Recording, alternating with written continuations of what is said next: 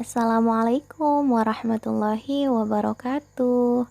Saya Rohima Amalia Sregar dari Fakultas Sains dan Teknologi, Program Studi Ilmu Komputer, KKNDR 42, Universitas Islam Negeri Sumatera Utara Medan, tahun 2020, dengan dosen pembimbing lapangan, Bapak Dr. Andus Ishak MA.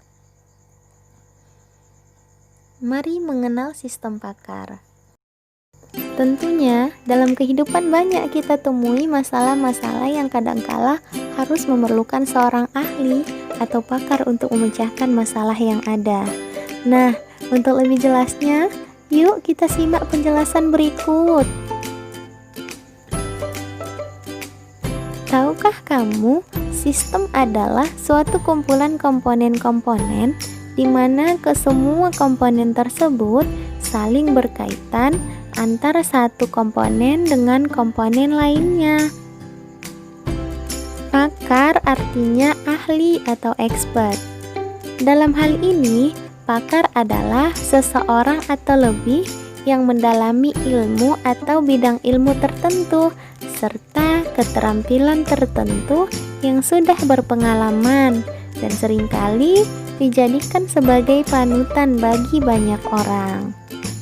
Pakar sendiri dalam dunia pendidikan bisa seorang guru, dosen, profesor, ataupun tenaga-tenaga profesional lainnya loh, seperti mekanik, teknisi, ahli ekonomi, dan masih banyak lagi.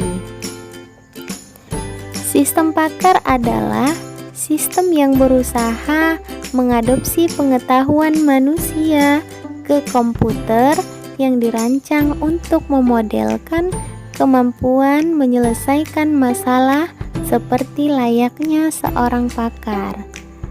Dengan sistem pakar ini, orang awam pun dapat menyelesaikan masalahnya atau hanya sekedar mencari suatu informasi berkualitas yang sebenarnya hanya dapat diperoleh dengan bantuan para ahli di bidangnya. Sistem pakar ini juga akan dapat membantu aktivitas para pakar sebagai asisten yang berpengalaman dan mempunyai pengetahuan yang dibutuhkan juga loh. Dalam penyusunannya, sistem pakar mengkombinasikan kaidah-kaidah penarikan kesimpulan dengan basis pengetahuan tertentu yang diberikan oleh satu atau lebih pakar dalam bidangnya. Kombinasi dari kedua hal tersebut disimpan dalam komputer yang selanjutnya digunakan dalam proses pengambilan keputusan untuk penyelesaian suatu masalah. Secara umum, sistem pakar itu sendiri memiliki sebuah prinsip kerja yang sangat sederhana.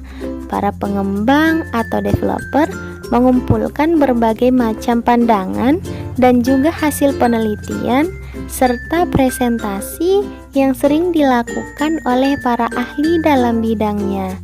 Setelah itu, para developer tadi kemudian membuat intisari dari seluruh hasil data yang diperoleh, lalu dimasukkan ke dalam sebuah sistem yang dijadikan program komputer.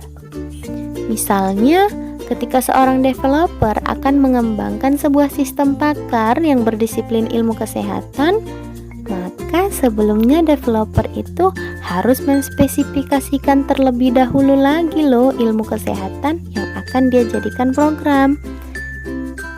Tahu nggak contohnya apa? Misalnya nih ya, contohnya adalah mengenai diet. Maka sang developer pun kemudian melakukan riset yang literatur, mencari mengenai berbagai macam teori, metode, manfaat, dan segala sesuatu yang berhubungan dengan diet.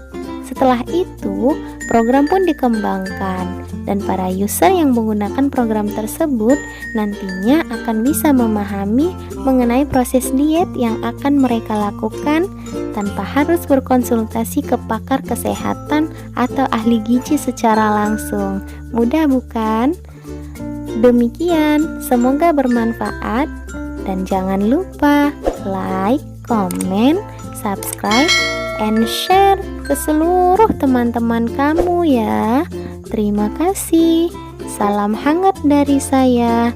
Assalamualaikum warahmatullahi wabarakatuh.